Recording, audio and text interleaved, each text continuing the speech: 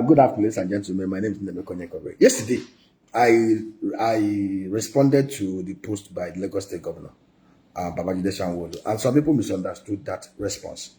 What was the response, and what was the issue? Nairametrics reported that Lagos State has a GDP of $279 billion PPP, and many people were rejoicing. The governor reposted, and I said to the governor and to everybody who were in that platform clapping, that Lagos State has the potential to be a $1 trillion economy. And I gave examples of entities and regions and geographical locations that are not even as gifted and naturally endowed as Lagos State that has bigger GDP. I gave example of Singapore. Singapore, remember, in 1965 was a strip of island, very dot island in the ocean, 721 square miles. Singapore was part of mainland Malaysia, but because the people of mainland Malaysia felt as at that time that Singapore was a useless enclave that would not add value to them, kicked them out. They kicked them out of the union. And of course, as at that 1965, by that 1965, Nigeria was already a mega power in Africa, was touted then to become one of the 5 superpowers in the world. We had an economy that was growing very, very well. In the old Eastern region, Michael Obama was powering the fastest growing economy in the whole of the Commonwealth at 9.5% GDP growth. He had a very strong regional police that were so efficient that people were calling for them to go and make peace in other African countries that were in turmoil and war.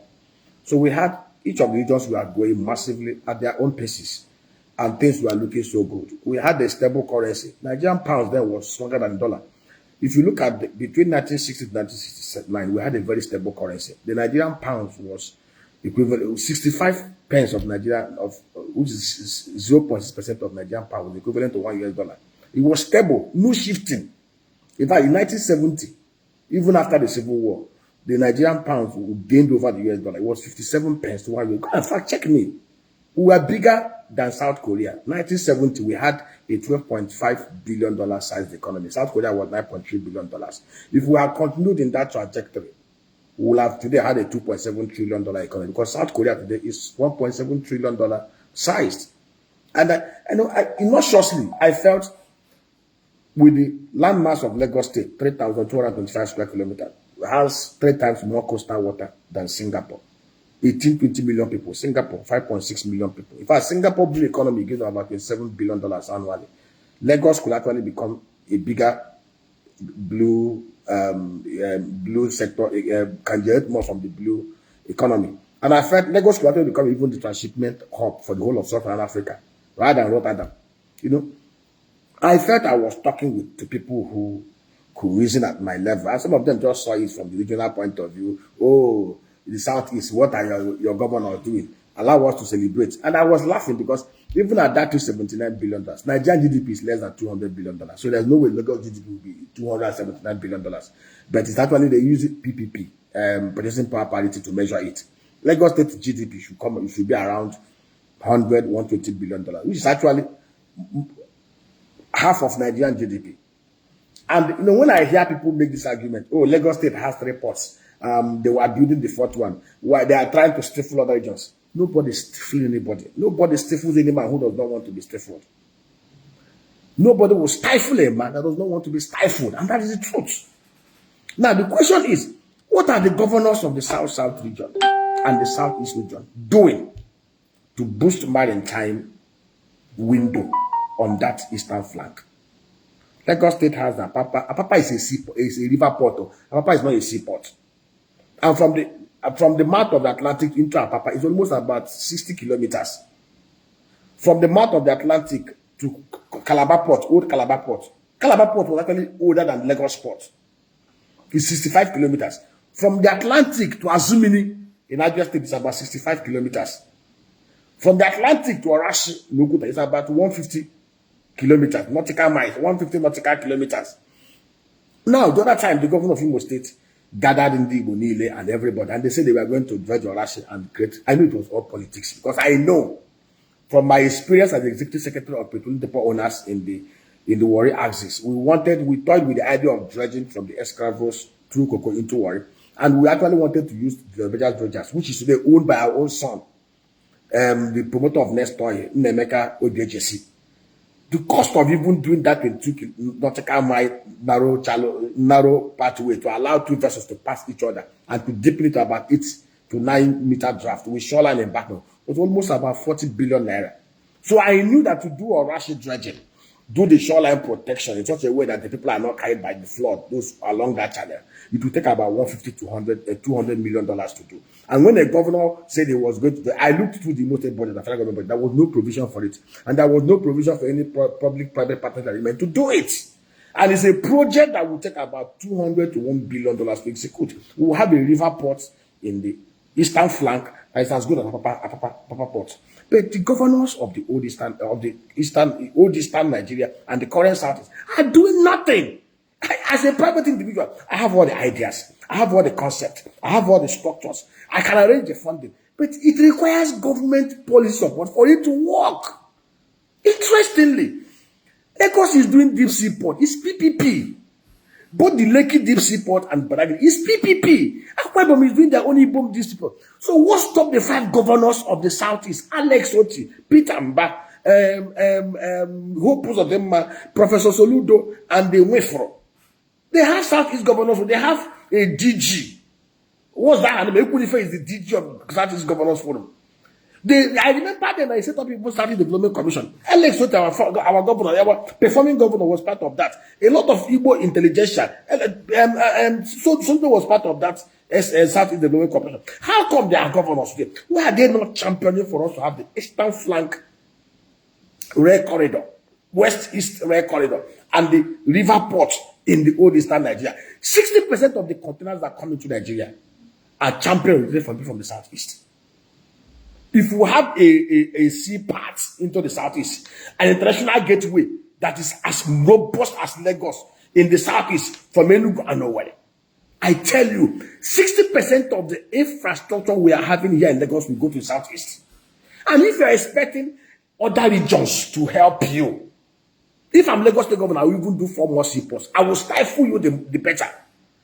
You must liberate yourself. Let me tell you, any governor who is worth being a governor will do everything humanly possible to sustain economic growth within his domain. He will play either by the rules or out of the rules to attract more investment, more consumption, and inflow of people, goods, and services into his own domain. The only way you can open their hands and remove and attract part of this is for you to create the enabling environment for things to happen in your place. If the 5 governors of the Southeast and the 6 governors of the South decide today to work together, they will negotiate with the federal government and create the Eastern Maritime Corridor. And if the Eastern Maritime Corridor will even serve better, go to the US. The over 165 seaports.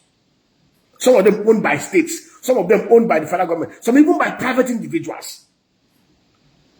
80% of global goods and services are transported through the sea. The maritime corridor, the maritime industry is the biggest industry in any economy. And Nigeria has 800-kilometer coastal line, and we are not utilizing it. And people are busy recriminating. I don't believe in recrimination. When I become governor, because one day I will be governor, I will devote all my time, 4 things, creating that rail pathway. Lagos, Shagamu, Ijebu-Ode, Ore, Benin, Asaba, Onitsha, Owerri, Port Harcourt, circle back Aba, Umuahia, Okigwe, Enugu, Abakaleke, Afikpo, back to Oka, to Onitsha, to Asaba, 870-kilometer corridor that links Lagos Port, Onne Port, Orashi Port, Azumini River Port, and even to Ibom Port. It's a 200 million ton cargo transport window, cargo size window annually. 300 to 500 million passenger traffic. It's a corridor that can give you $2.3 billion revenue annually. It's a corridor that will catalyze massive development across other sectors, agro sectors, industrial sectors, mining, and other things. We will get sea pathway. And when we have that sea pathway, those container vessels that are coming, as they are coming in, we will load them with export goods for export. Go and look at our airports. Most of the cargo aircraft that come in here, they charge them so much. Some of them, they pay almost about $4,000 for them to even discharge in Nigeria. But in places like Kenya, they don't even pay up to $5,000.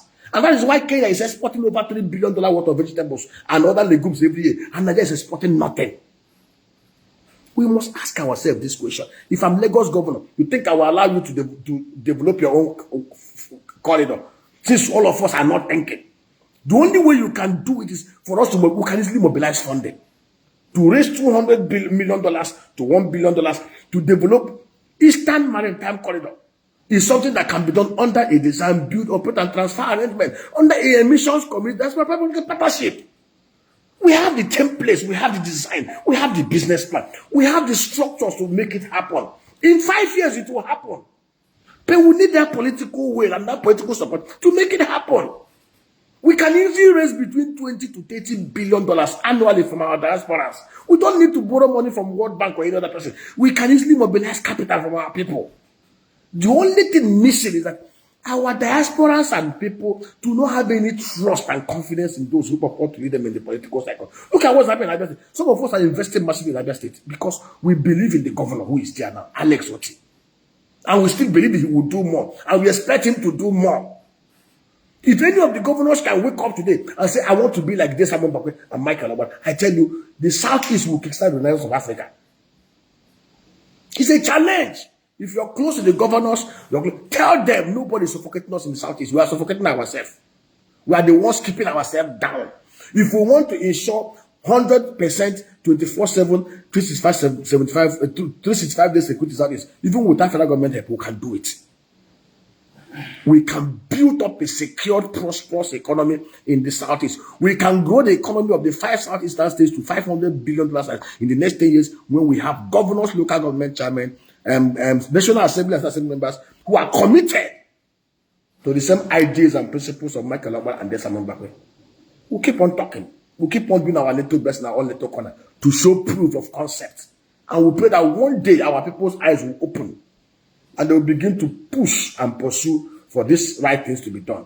Nobody is holding us down. If you see anybody telling you, oh, you're being held down by Fulani herdsmen, you're being held down by the Southwestern people, they are deceiving you. Don't listen to their propaganda. If they decide to push it, the walls will fall.